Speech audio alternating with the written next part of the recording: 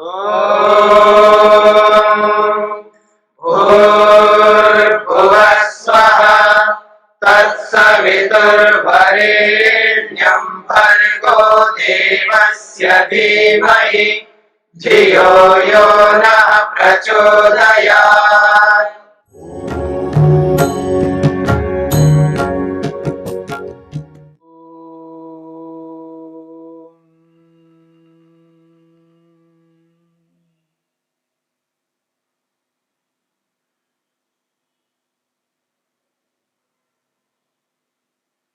ईश्वर को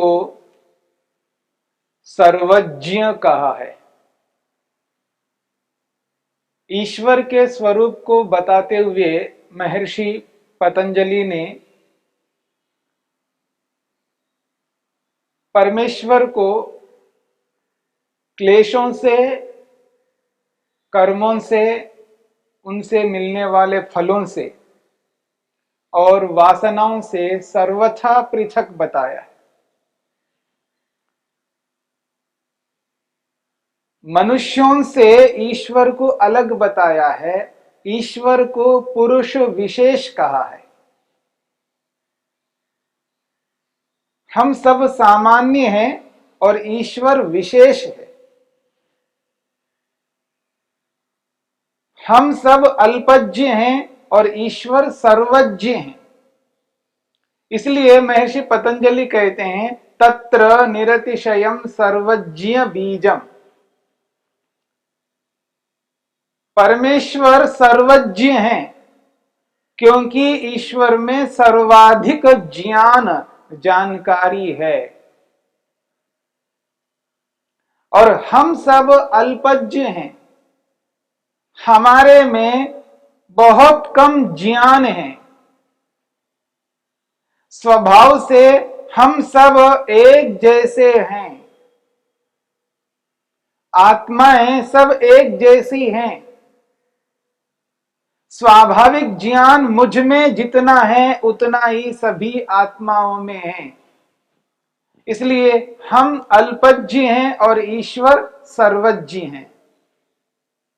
इसलिए महर्षि पतंजलि ने कहा है तत्र निरतिशयम सर्वज्ञ बीजम। ईश्वर सर्वज्ञ है।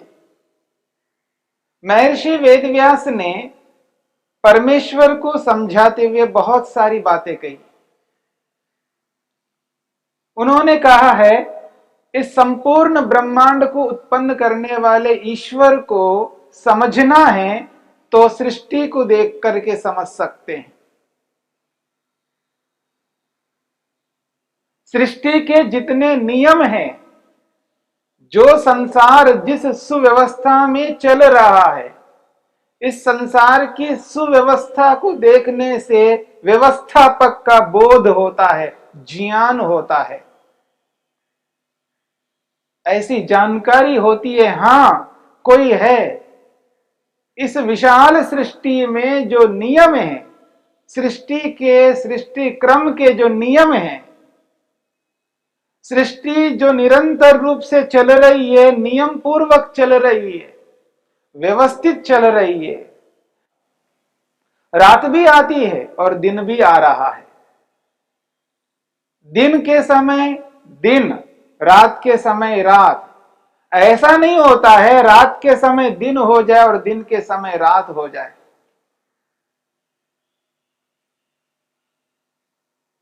परंतु रात के समय रात है, दिन के समय दिन है। पृथ्वी व्यवस्थित रूप से घूम रही है।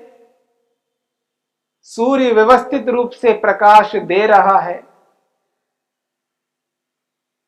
व्यवस्थित रूप से काल चल रहा है, ऋतुएं चल रही हैं। सृष्टि में जो जो सृष्टि क्रम के अनुरूप जो क्रियाएं चल रही है, व्यवस्थित चल रही है। तो सृष्टि को देख करके सृष्टि का जो नियंता है उसका बोध होता है, कोई है इसका नियमन कर रहा है। सृष्टि का जो नियमन करने वाला है उसका बोध होता है। परंतु महर्षि वेदव्यास कहते हैं सृष्टि के नियमों को देख करके सृष्टिकर्ता का बोध तो होता है, पर वो सामान्य बोध होता है, सामान्य जानकारी होती है। विशेष जानकारी के लिए हमें शास्त्र को देखना होगा, वेद को देखना होगा। शब्द प्रमाण ही बता पाएगा कि वो जो नियंता है वो किस प्रकार का है, उसके क्या गुण हैं, उसके क्या कर्म हैं, उसके क्या स्वभाव है। सृष्टि क्रम को देखने से ईश्वर का बोध होता है, लेकिन सामान्य बोध होता है। सृष्टि को देख करके ईश्वर का नाम का पता नहीं लगता। सृष्टि को देखने से सृष्टिकर्ता का बोध होता है, पर उसका क्या नाम है ये पता नहीं लगता। और भी उस सृष्टिकर्ता के विशेष गुण हैं, उनका पता नहीं लगता। सृष्टि के नियमों को देखने से सृष्टिकर्ता का बोध होता है, बनाने वाले का बोध होता है, लेकिन उसका स्वभाव के बारे में बोध नहीं होता है। वह आनंद स्वभाव वाला है, आनंद स्वरूप है उसका स्वभाव, या नहीं है उसका स्वभाव कैसे पता लग पाएगा?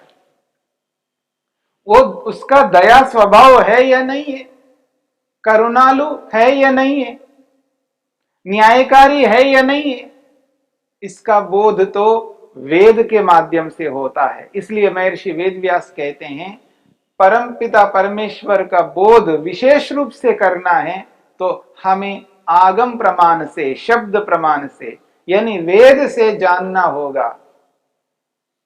और परमपिता परमात्मा ने हम सबके कल्याण के लिए सृष्टि को बना करके केवल छोड़ा नहीं है, सृष्टि को बना करके सृष्टि में किस प्रकार चलना चाहिए, सृष्टि का उपभोग उपयोग किस रूप में करना चाहिए, इसका बोध कराया है, इसका ज्ञान कराया है वेद के माध्यम से। और उचित क्या है, अनुचित क्या है, न्याय और अन्याय, सत्य असत्य का बोध भी, धर्मोपदेश भी किया है। इसलिए महर्षि वेदव्यास कहते हैं जिस ईश्वर ने सृष्टि को उत्पन्न किया है उस ईश्वर को विशेष रूप से समझना हम सबका कर्तव्य है। उसी ईश्वर ने सृष्टि को बना करके हमें सृष्टि के क्रम को, सृष्टि का लाभ लेने के नियमों को, सृष्टि में रहने वाले पदार्थों को समझने के लिए विद्या ज्ञान दिया है। वो उपदेष्टा है, ज्ञान देने का काम भी ईश्वर ने किया है। इसलिए महर्षि पतंजलि कहते हैं स एषः पूर्वेशामपि गुरुः कालेन अनवच्छेदात्। वह ये जो ईश्वर है ये गुरु है, क्योंकि ईश्वर ने हमें वेद का ज्ञान दिया है, सृष्टि में रहने के लिए नियम बताए हैं, सृष्टि के उपयोग को बताया है, सृष्टि से लाभ लेने के माध्यम को, विधि को बताया है। इसलिए ईश्वर हमारे लिए गुरु है, और ऐसा गुरु है जो सदा रहने वाला है, जो काल से अतिक्रमण नहीं करता है। इसलिए गुरुओं का गुरु है, उसी को परम गुरु स्वीकार करना है। परंतु उस परम गुरु ईश्वर को विशेष रूप से हम समझना चाहते हैं कि वह ईश्वर कैसा है।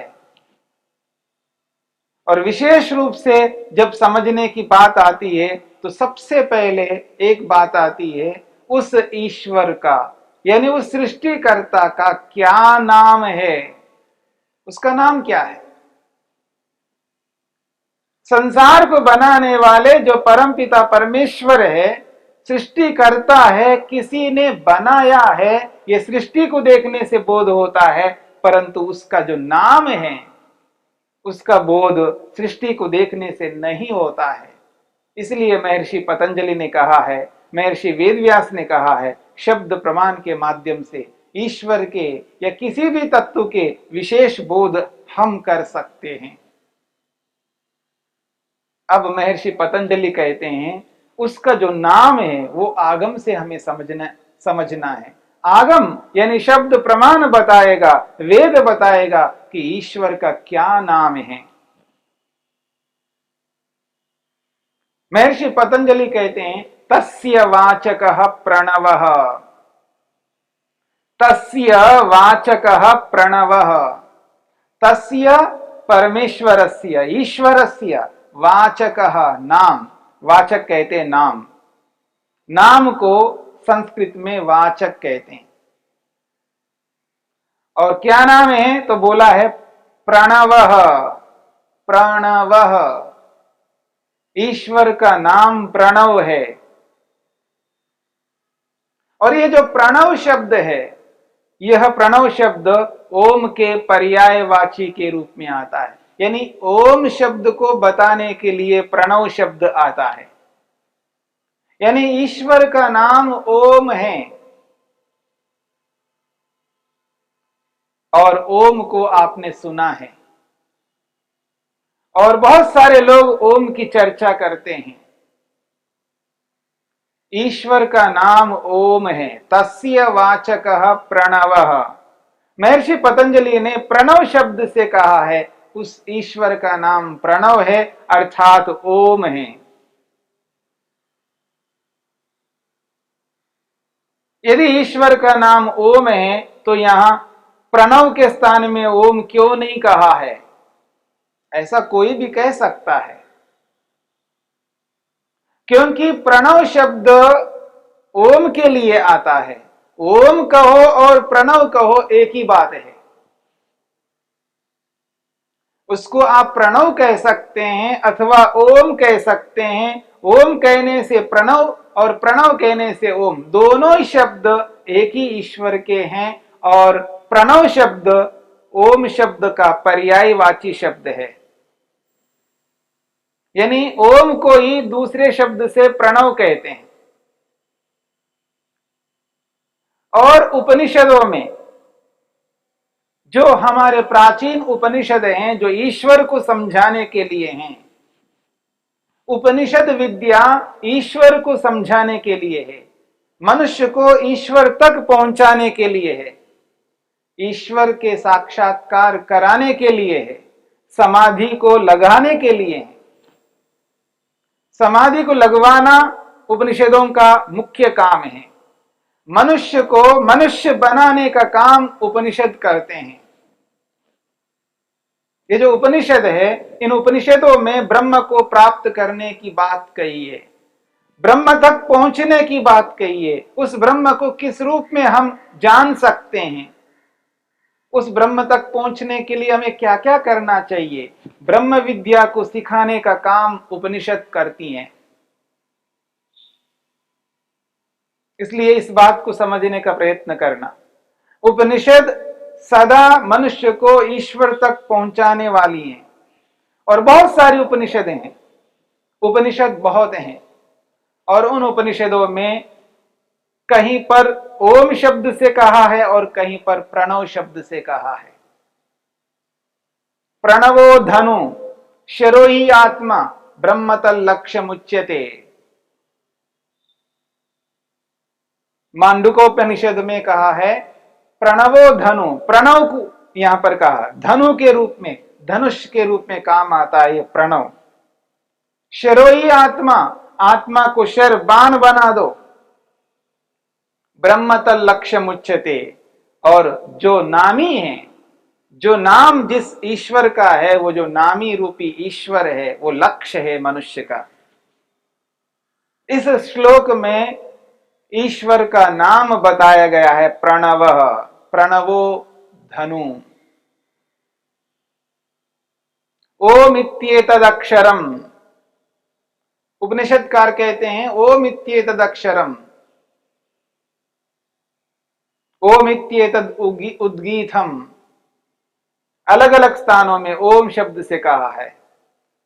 कठोपनिषदकार कहते हैं ओम इत्येतद, उस परमपिता परमात्मा का नाम क्या है? ओम। सर्वे वेदा यत्पदमामनन्ति। इस श्लोक के अंतर्गत कठोपनिषदकार यमाचार्य कहते हैं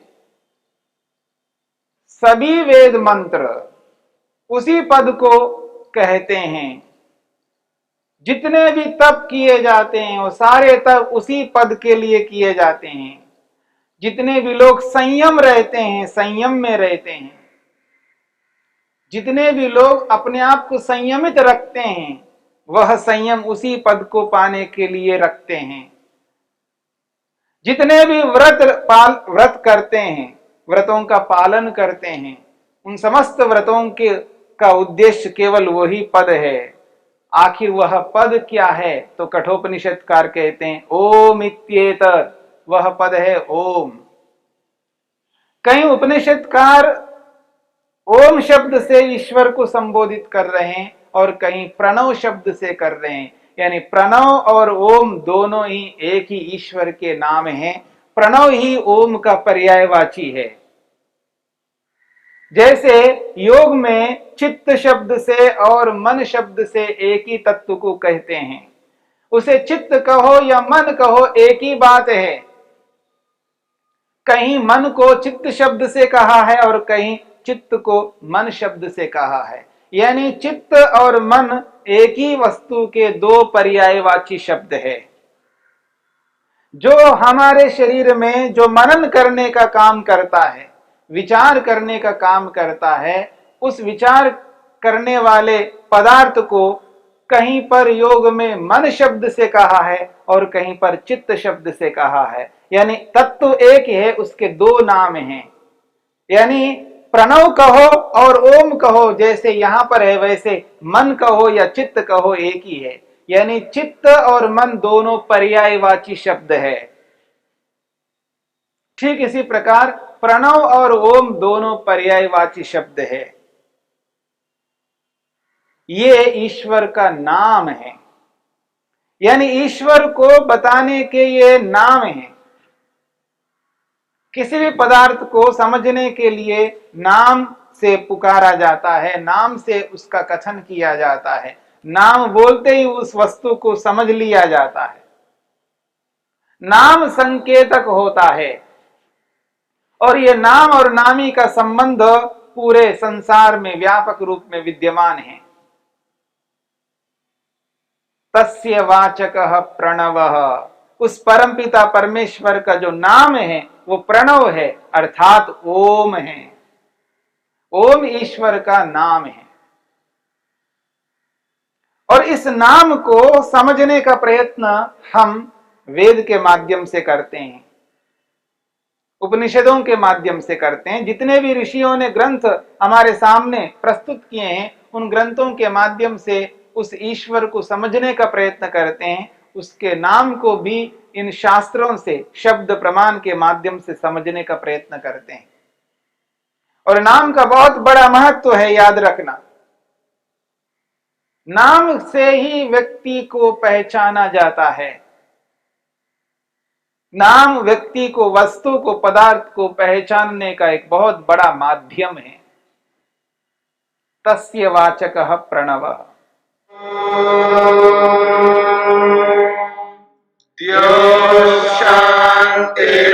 शान्तिरन्तरिक्षं शान्तिः पृथिवी शान्तिरापः शान्तिरोषधयः